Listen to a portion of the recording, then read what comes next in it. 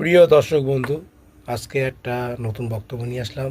ভিডিওটা পুরো দেখবে, দেখে তারপরে বিবেচনা করবে।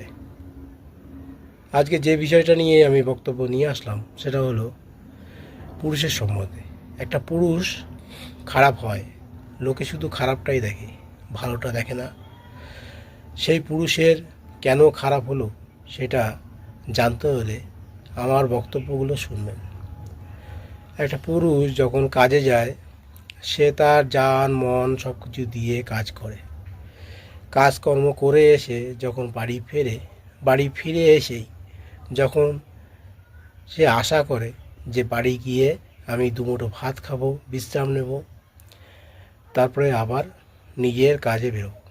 কিন্তু বাড়ি এসে যখন দেখে সেই পুরুষের মুখের সামনে ভাত নেই, চিল্লাচিল্লি, ঝগড়াঝাঁটি, সেই নারী তার মুখে মুখে তর্ক বিতর্ক, নানা ঝামেলা অজুহাত নিয়ে যখন সামনে পেশ করে, তখন সেই পুরুষের মাথা ঠিক থাকে না।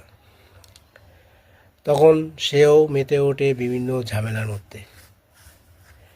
লোকে শুধু দেখে পুরুষের ঝামেলা, কিন্তু আসল রহস্য সেই নারীর মধ্যে লুকিয়ে আছে। তখন সেই পুরুষ বাইরের দিকে মন চলে যায়।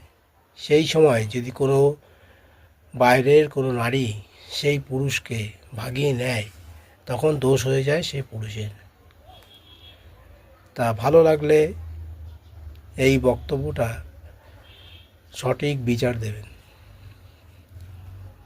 রাখলাম, আশা করি।